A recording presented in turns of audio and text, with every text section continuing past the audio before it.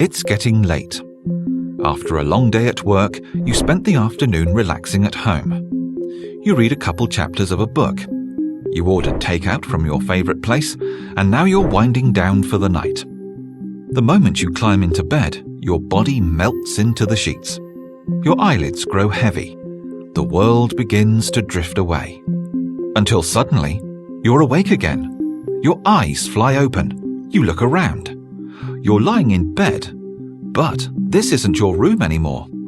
You're in the middle of an open field. You see castles shimmering in the distant mountains. Colourful planets loom larger than the sun over your head, and you sit there wondering, where am I? You have entered a lucid dream. Like any other dream, a lucid dream is a collection of images, sensations, and emotions created by your subconscious mind. But here's the catch. In a lucid dream, your conscious is still awake. Normally, when you fall asleep, your conscious clocks out for the day. Every once in a while, that part of your brain wakes up. When that happens, your subconscious will keep dreaming, even though your conscious is awake and aware. Many people experience lucid dreams by accident. There are, however, several different ways to induce a lucid dream. Each technique capitalizes on a unique aspect of your subconscious. No matter what technique you're using, there's one skill you need to know. It's called dream recall.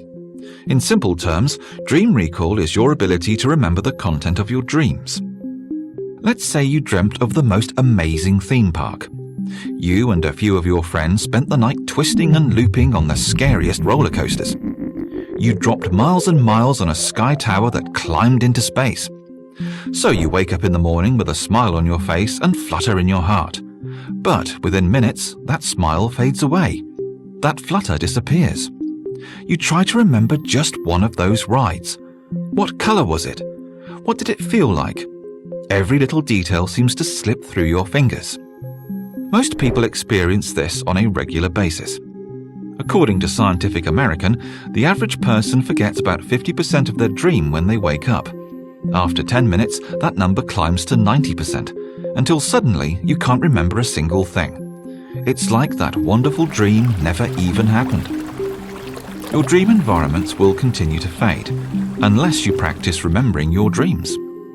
Journaling is one of the best ways to stimulate this part of your memory. In a matter of weeks, you can retain the stories, people, and places in your dreams. All you have to do is write them down. Every morning after you wake up, scribble down a few notes about your dream. What were you doing? Who did you see? Maybe you remember one of those crazy roller coasters. You envision yourself doing corkscrews over an active volcano, or free-falling to the center of the earth. Every random detail is worth writing down because those disconnected ideas paint a larger picture, slowly unveiling complex ideas and stories. Dream recall is like connecting the dots. At first, you're staring at a bunch of individual points which really don't look like anything. Over time, journaling connects those dots. Soon, an image will leap off the paper, and you'll experience your dreams like never before. By improving your dream recall, you can develop a sturdy foundation for lucid dreaming. But how do you stimulate a lucid dream? We're going to explore an incredible technique called finger-induced lucid dreaming, or FILD. It's one of the fastest and more efficient strategies out there. Whether you want to float through deep space, walk with sea creatures at the bottom of the ocean, or leap over mountain tops in a single bound, FILD will transform the way you dream. In minutes, you can wake up your conscious mind and freely explore the spellbinding world of lucid dreaming.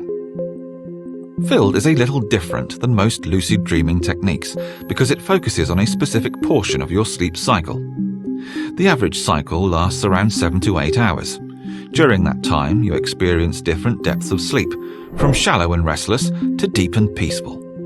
Before you can enter a deep slumber, your body enters REM sleep.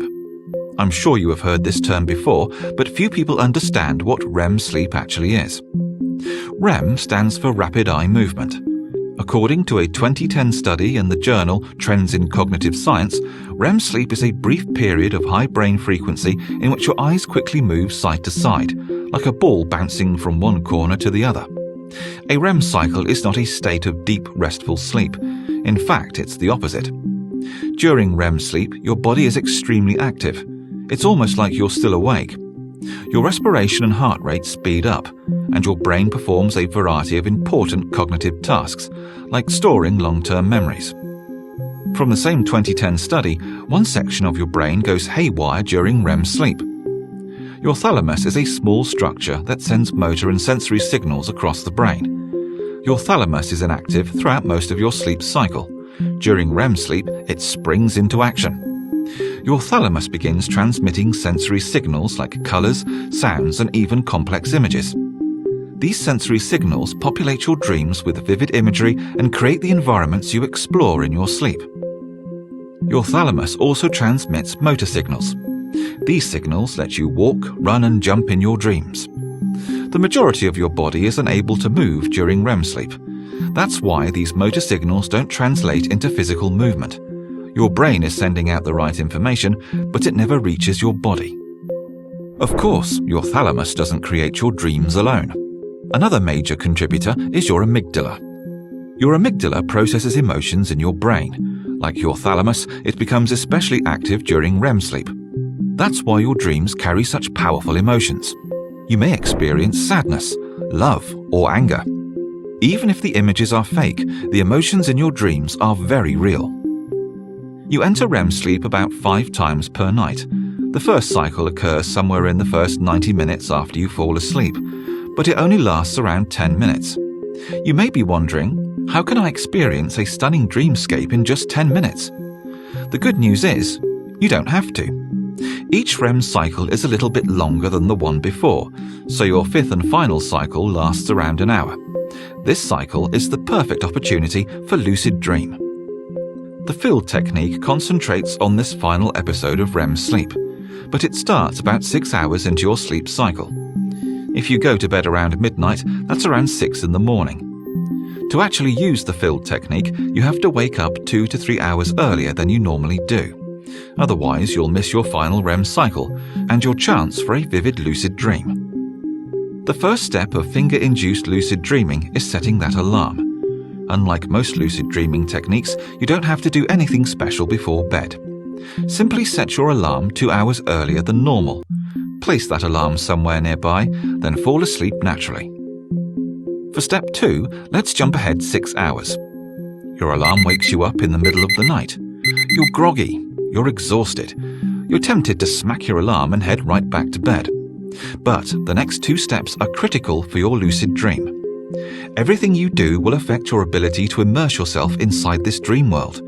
Without moving too much, turn off your alarm. Don't walk to the bathroom. Don't go to the kitchen for a snack. Instead, shift your body into a comfortable position. Relax your arms and legs and slowly sink into your mattress. Now it's time for step 3.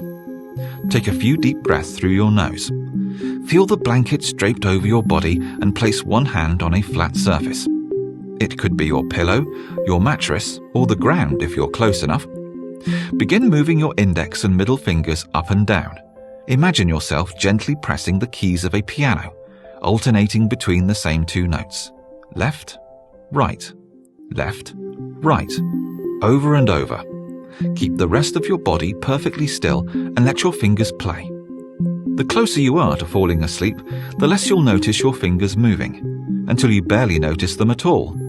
Just like that, you may find yourself waking up inside a lucid dream. The science behind this technique is simple. You move your fingers back and forth to keep your mind awake and aware. While your body is falling asleep, this small movement stimulates your conscious brain. That way you can easily transition into a state of lucidity. The final step is the same for almost every technique. Whether you're using mnemonics, visualization, or meditation, you always need a reality check. Reality checks are small gestures that distinguish dreams from reality.